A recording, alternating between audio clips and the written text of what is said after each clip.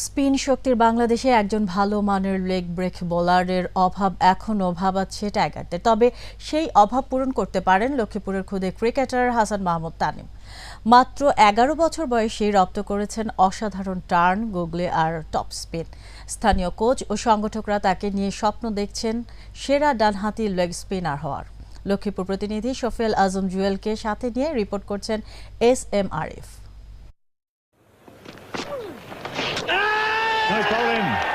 Leg স্পিনকে ক্রিকেটের এক ভিন্ন মাত্রায় তুলে রেখে গেছেন শেরনোয়ার কুমলেরা। যে কোনো পরিস্থিতিতে ম্যাচের রূপ পাল্টে দিতে পারতেন তারা। দিনে দিনে লেগ স্পিনটাই আরও জনপ্রিয় হয়ে উঠেছে ক্রিকেট দলগুলোর কাছে। অ্যাডাম জাম্পা, রশিদ খান, ইমরান তাহিরদের রাজত্ব চলছে বর্তমান সময়ে। তবে স্পিন শক্তির বাংলাদেশে এখনো মেলেনি ডানহাতি ম্যাচ উইনার কোনো লেগ ব্রেক জাদুকরের। মাঝে জুবায়ের হোসেন লিখনকে নিয়ে স্বপ্ন বোনা হলেও তা আড়াল হয়ে যায় অল্প সময়ে।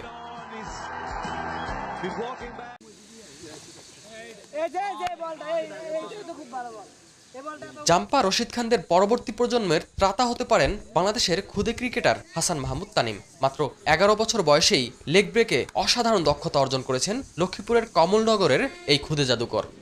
টিভিতে আফগানিস্তানের খেলোয়াড় রশিদ খানের বোলিং দেখে নিজে চেষ্টা করে এরকম বোলিং শিখলাম। বড় হয়ে আমি অস্ট্রেলিয়ার খেলোয়াড় শেনওয়ান অথবা আফগানিস্তানের খেলোয়াড় রশিদ খানের মতো হতে চাই। টিফিনের জন্য কিছু 5 টাকা, 10 টাকা, 20 টাকা যেসব জাফারি দিই, ওই টাকা দিয়ে ও ব্যাট বল কিনি, খেলার জন্য ওই ছুটে যা। আর আমার দেওয়ার মতো আমার সেই সামর্থ্য নাই যে আমি তার পিছনে কোনো টাকা পয়সা খরচ করি। 2018 সালের PSC পরীক্ষা সেই A+ পেয়েছে। বিদ্যালয় থেকে দেওয়া সকল ধরনের সুযোগ সুবিধা আমরা তাকে দিচ্ছি।